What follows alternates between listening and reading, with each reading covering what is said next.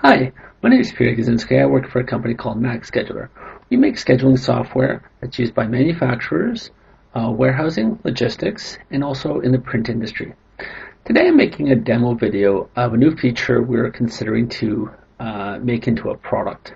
Or it's kind of like an addition to MaxScheduler. We're looking to support the concept of routing and scheduling. I guess a good way is to cover some of the basic concepts. So we have a routing screen here. And the idea behind, I guess, routing is you want to say you make an object in your business. I guess the best example, the easiest one to understand is a car. There's many steps that go into making a car, and if you're to do the production of making a car, you want to schedule out all those tasks and make sure they're done in the right order and all the details that go along with that. So we have, and that list of tasks, it becomes generic, and you define that as a route.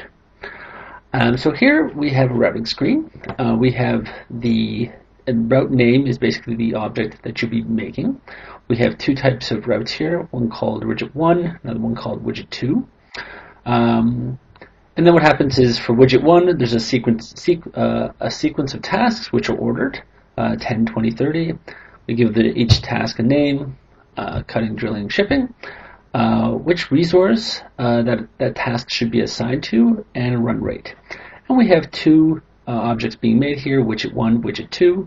Widget 1 has 3 steps, widget 2 has 4. Okay. The next step is we get a specific order from a customer, and we say, okay, that order is going to have some specific details. There'll be a job name. We have a route name saying, okay, we have this order and to make this object. It has this priority, due date, and this quantity of that route. Reason we have priority and job due date is quite often in manufacturing, you don't solely operate from a job due date. There may be an idea of priority. For example, you have a large important customer, there's a sense of urgency to get some work done, so you want to rank their job higher than other work perhaps. So this priority number, what we're envisioning is when we do the actual scheduling, we could take these values into consideration and automatically generate the schedule. All right, so we have 3 jobs here. The next step is we call generate tasks.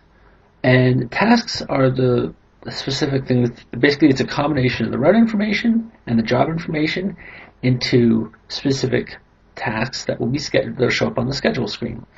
And the idea would be you enter in the route information, you enter the job information, and then you hit generate tasks, and it creates those tasks automatically for you. And the idea, if you envision, as your business goes forward in the future, you're going to enter in your route information. We plan to actually have support for importing route information and also support for importing jobs. And there's going to be repeats here. You're going to quite often have repeat routes that are used, and also repeat jobs. And so the idea is you'll be able to reuse that information you've already entered into the system.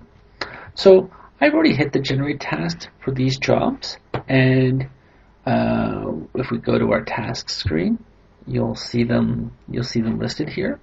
Here are all the tasks, and now we can go to the schedule screen.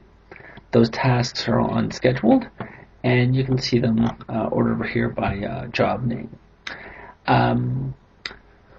So in our current user version of MaxScheduler, you can do routing, but you'd have to do a lot of things manually because tasks are not treated as a whole. They're not treated at the job level.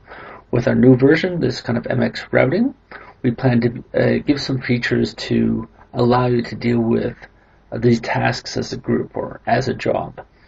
For example, there'll be kind of like a group edit. For all the tasks that are connected to a job, you edit the detail once, and the detail change will be flushed through the rest of the tasks.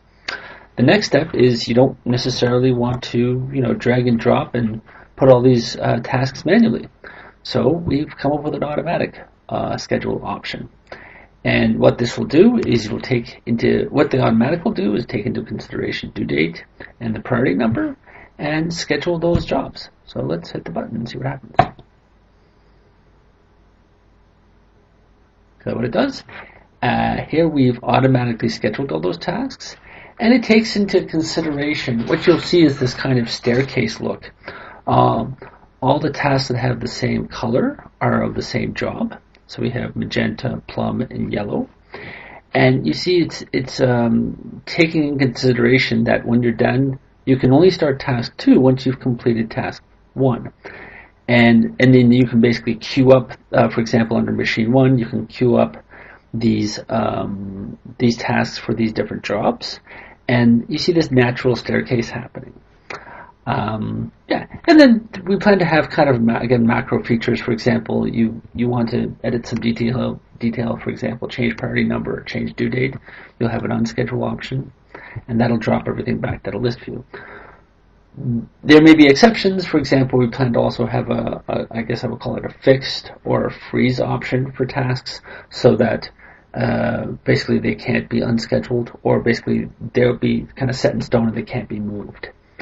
And then when the automatic scheduling works, it'll work around those kind of fixed or frozen tasks. All right. I hope this is a good introduction. We're looking for feedback from our customers. So thank you for your time. Have a good day.